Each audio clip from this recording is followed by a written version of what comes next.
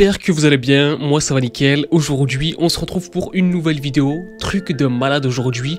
Un responsable de Bush, donc l'ancien président des États-Unis, affirme que les États-Unis ont construit une ville souterraine secrète de 21 milliards de dollars pour que les riches et les puissants puissent y vivre si un événement de quasi-extinction se produisait. Aïe aïe aïe aïe aïe, la vidéo d'aujourd'hui les gars, elle va être très intéressante. Le gouvernement fédéral a secrètement dépensé des milliards pour construire un réseau élaboré de villes souterraines où les riches et les puissants peuvent s'abriter pendant un événement de quasi-extinction, a déclaré de manière sensationnelle un ancien fonctionnaire de la Maison Blanche de Bush. Donc c'est quelqu'un qui travaillait à la Maison Blanche, à l'époque où c'était Bush qui était président des États-Unis. Extrêmement intéressant et assez flippant comme histoire.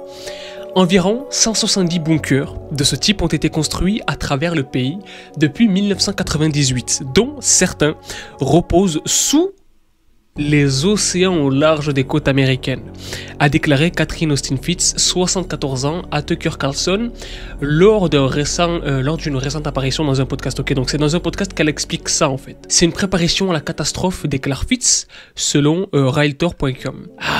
Ça c'est une image pour illustrer, je pense, qui a été fait avec IA. Je pense pas qu'ils ont pu aller là-bas, mais flippant, assez flippant quand même.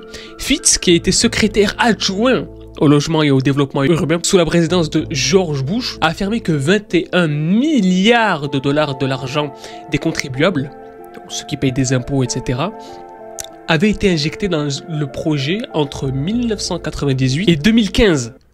Ça veut dire que le projet, en tout cas, il a duré jusqu'il n'y a pas si longtemps que ça, en fait, 2015. C'est très frais.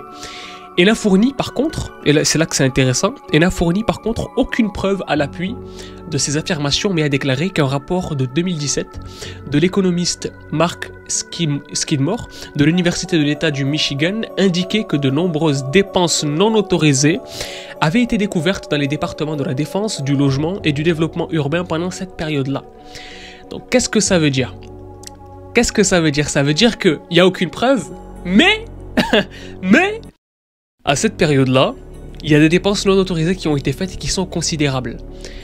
Après avoir passé 2 ans à éplucher les dossiers relatifs à des bases militaires souterraines déjà documentées, Fitts dit avoir également examiné des allégations concernant un réseau de bunkers plus vaste. En comparant ses recherches avec l'argent manquant, donc l'argent qui a mystérieusement disparu de manière non autorisée, Fitts a déclaré qu'elle était en mesure de faire une estimation du nombre réel d'établissements.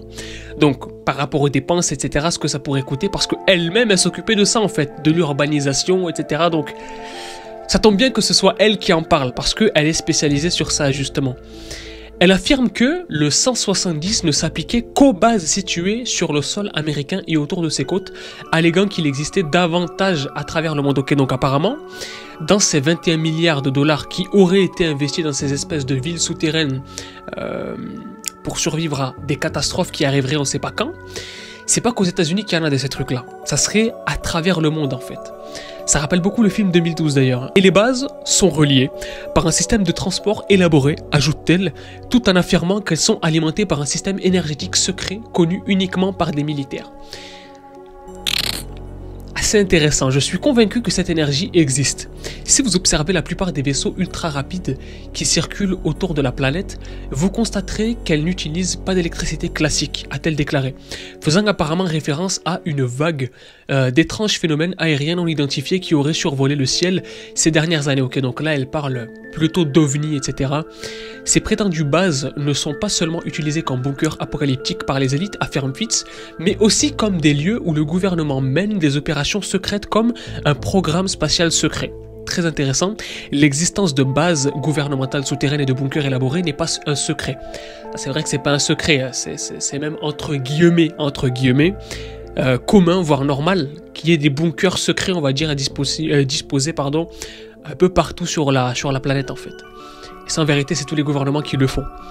Pendant la guerre froide, le complexe de Cheyenne Mountain a été construit à l'intérieur d'une montagne du Colorado pour servir de base d'opération, pour renforcer diverses opérations militaires, etc. Donc pendant la guerre froide, c'est ce que je vous disais tout à l'heure, c'est que par rapport à des périodes qu'on vit, même des périodes de guerre ou même de non-guerre, des périodes de paix, c'est normal qu'il y ait des bases secrètes un peu partout, etc. Un petit peu comme la base 51. La zone 51, qui était censée rester secrète, mais qui a été découverte, etc. Enfin bref, il y en a beaucoup qui disent que d'ailleurs la zone 51, c'est plus un leurre qu'une vraie base. Ça, j'en sais rien du tout, mais l'existence de bases secrètes, tout le monde le sait.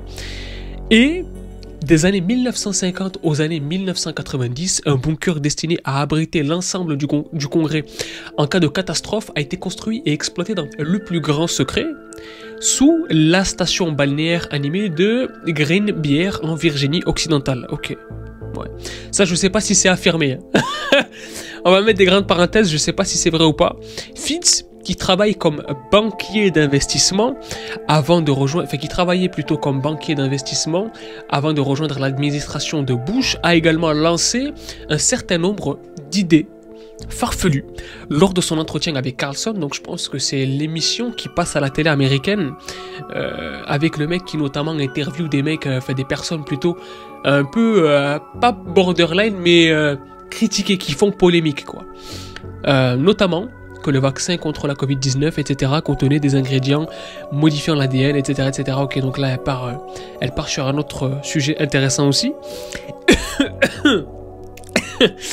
Mais voilà pour ce qui est, en tout cas, de cette affaire, apparemment, de ville secrète, voilà, de cette responsable du gouvernement Bush qui affirme que les États-Unis ont construit une ville souterraine, secrète, en dépensant plus de 21 milliards de dollars. On parle pas de 1 milliard, on parle pas de 2 milliards, allez, 5 milliards, non, 10 milliards. On parle de 21 milliards de dollars qui auraient été utilisés dans la construction de cette ville pour riches et puissants pourraient vivre si jamais il venait à se passer des éléments et événements catastrophiques sur Terre. Je trouve ça très intéressant. Je trouve ça très intéressant parce que ça m'étonnerait pas du tout que ce genre de choses se fasse. Comme on l'a dit tout à l'heure, il y a des bases secrètes. C'est même plus secret en fait. Ça s'appelle base secrète, mais c'est plus leur emplacement maintenant qui est secret, pas leur existence. Mais c'est pas un secret. Voilà, comme je le disais tout à l'heure, c'est un secret de Polichinelle qui a des bases secrètes, etc. Au cas où il se passerait des choses pour que les riches, on va dire entre guillemets, puissent y aller, etc. D'ailleurs, il y a pas si longtemps que ça, il y a eu des documents qui sont sortis, qui ont leak par rapport à des bases secrètes, là cette fois-ci, qui concerneraient des riches, Google, Amazon, etc., Facebook, vous voyez de quoi je veux parler, ces grandes entreprises-là. Mais du coup, de riches qui auraient en fait des bases secrètes, des espèces de bunkers ultra luxueux, etc., qui auraient été construits après ce qui s'est passé avec le Covid, etc., parce que ça a levé pas mal d'inquiétudes cette époque-là. Et moi, ça m'étonnerait pas du tout que ce soit vrai. Voilà. Je sais pas si les autres infos par la suite sont vraies. Mais par contre, pour ce qui est du délire de base secrète de ville souterraine, ça m'étonnerait pas du tout en vérité. Et c'est même assez marrant que ça corresponde comme par hasard à des récits prophétiques. De gens qui veulent se cacher dans des montagnes, sous terre, dans des villes, etc. pour éviter des catastrophes. Ça en parle pas mal dans les livres des prophètes, etc. Dans ce qu'on appelle les Nevi'im. Nevi'im, c'est les livres des prophètes, etc. Ésaïe, Jérémie, etc. Donc moi, ça m'étonne pas, moi. En tout cas, vous, dites-moi ce que vous en pensez dans les commentaires. Moi, personnellement, je trouve ça très intéressant que des riches qui ont autant d'argent s'inquiètent autant de leur sort. Dites-moi ce que vous en pensez dans les commentaires, likez cette vidéo si elle vous a appris quelque chose, abonnez-vous à la chaîne si vous êtes nouveau et que vous kiffez ce délire-là, de lire des articles ensemble et découvrir des affaires. Bref les gens, moi je vous dis à la prochaine pour une nouvelle vidéo. Peace out, kiffez la vie et la paix sur vous.